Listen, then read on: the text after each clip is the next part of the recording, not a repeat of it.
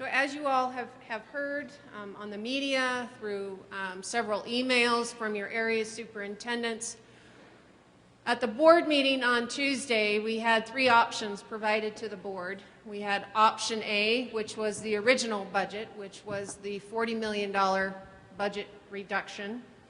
We had option B, which was the 3.02% cut across the board, all schools, all departments. And then we had a hybrid, which was option C, a little bit of everything in there. Through much discussion with the Board of Trustees, with a team effort from our entire leadership team, led by Superintendent Davis, the board decided on option A. So to be very clear, those of you that have had and have turned in your 3.02 cuts, those are no longer. You do not do the 3.20% cuts. So if you had a position on there, those positions have been saved. Your area superintendents for your elementary schools should have contacted you by now. I think they all have. As far as some of those allocations, because of CSR legislation, we could not have those taken out. So those allocations were provided back to elementary schools for primary. What we're doing right now is we're working through some other types of allocations as far as at the secondary level. So a little bit about what option A included. We had $30 million at central services. Those included all reductions across all departments, whether academics or operations. I'm not going to go through the delineated list, but if you are interested in what that $30 million is made up of, I encourage you to go onto the Board Docs website and you can see one of the attachments, and it actually lists out what those reductions are. I'll be very honest, as I always am, those reductions are going to affect schools. They are not directly at school levels, but they will impact services to schools. We also had the approval of the +2, so a total of the $10 million, and that was the +2 except for grades 1, 2, and 3. One of the items that we wanted to talk to the Board of Trustees as well, because obviously we've been getting a lot of media attention as far as classroom size. And when you look at Nevada on a national level, our class sizes are actually some of the lowest in the nation. And when you look at Washoe County at the state level, Washoe County has some of the lowest class sizes in the state. Now, some of you are looking at me and saying, well, Kristen, I know, I've got an AP course with 42 kids in it, or I've got a 5th grade class with 37 kids in it. We understand that. There are anomalies. And when we see an anomaly, we will be addressing that on a one-to-one basis. We get that. We understand that.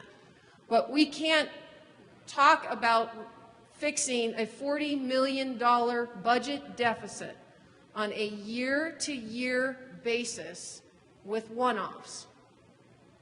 We must, and we have now, are on the path to a sustainable system of budgeting. And that is something that we have not been able to do for years.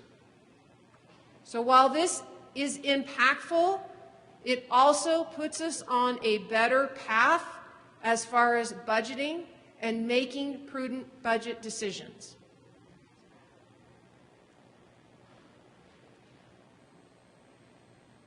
This is a list, and we'll send you the PowerPoint, obviously, but you can see where Nevada and Washoe County rank as far as with class sizes. Timelines. I can't remember a year, and I see our lovely Dawn Huckabee sitting over there. We've changed the timelines a few times on you all this year, and it's just one of those things we have to kind of roll with the punches here. So for a timeline, so next Tuesday, May 16th, Human Resources will provide the updated needs list to the teachers still identified as overage. On Wednesday, teacher preference forms due back to Human Resources. On the 18th, Human Resources will provide teacher preferences to administrators. And then the 19th through the 25th, I should have worn my glasses, administrators will be able to interview and observe.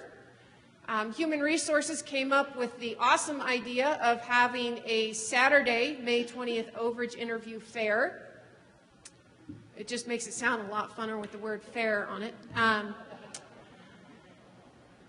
We won't have balloons or clowns or anything. Clowns are scary anyway. So Friday, May 26th, administrator preference forms due back to Human Resources. We will have our overage placement meeting on the 31st, and then on June 2nd, positions open to teacher hiring pool candidates.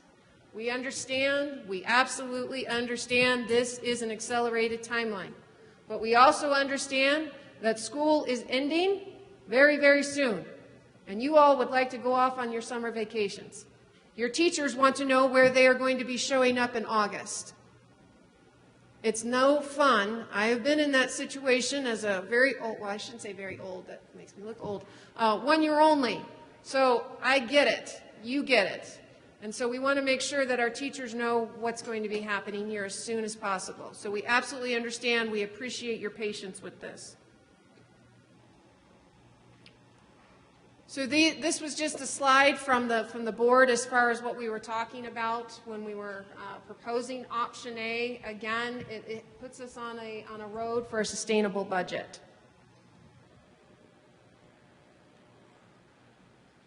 So a legislative update. Again, Tracy is down in Carson, fighting the good fight. And when I say fighting for every single dollar, I'm talking really every single dollar. There are things being done right now to Northern Nevada districts, to rurals, and to Washoe County that aren't right.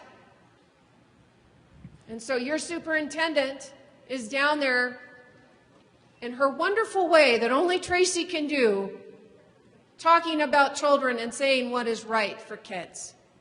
So when you see Tracy later today, I think she's driving up here probably about 90 miles an hour. Hopefully she won't get stuck for a ticket. Please give her a pat on the back, because when we are talking about midnight meetings, 6:30 a.m. meetings, she's the one that's down there fighting for us. So very quickly for a legislative update, I'm just going to run through a couple of bills. So SB 178, this is something that Ben Hayes, let's give Ben a round of applause, because he is also out there fighting very, very early this morning, looking at our numbers, arguing with our numbers, saying that something just doesn't smell right. And when Ben says something doesn't smell right, then we know that something's not right. We're also looking at Victory and Zoom schools and how those funding sources are going to be distributed. So right now we have a certain subset of schools that are identified as Zoom for EL. We have a certain subset of schools that are identified as Victory for free and reduced lunch. There are some discussions on keeping that funding set for those schools, but the new allocations may be differently distributed. So that's what we're talking about when we're talking about weighted funding formula and how that's going to be looking.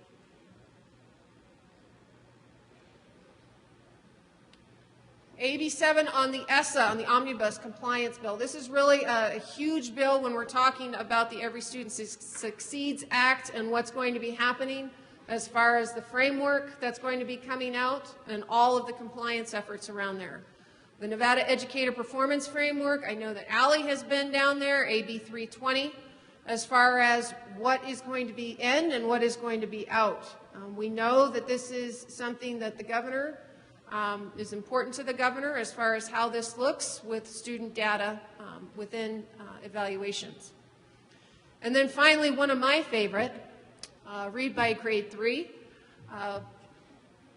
Right now the bill is set. We have supported taking the retention part out. We have been told that that is not something that the governor is willing to do. So we will stay tuned to see what happens with read by grade 3. I love it so much that we put it twice on this slide.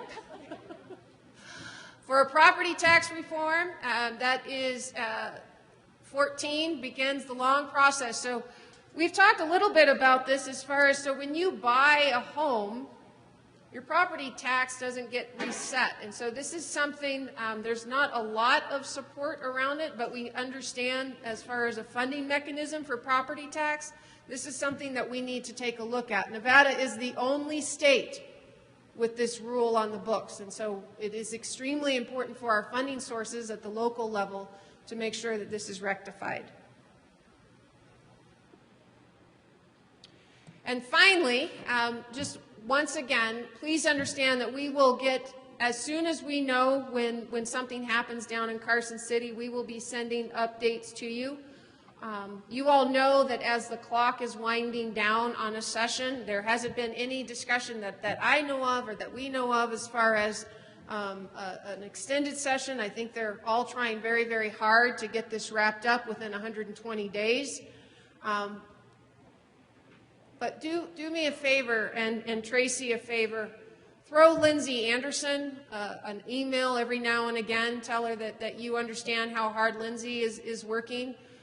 Lindsay is there physically 24 hours a day down there for Carson. So there is another person that is constantly, whether we're talking on the operations side, whether we are talking on the academic side, Lindsay is there in our court all the time. And so for our business section today, we are going to have, who is doing section 504? There we go.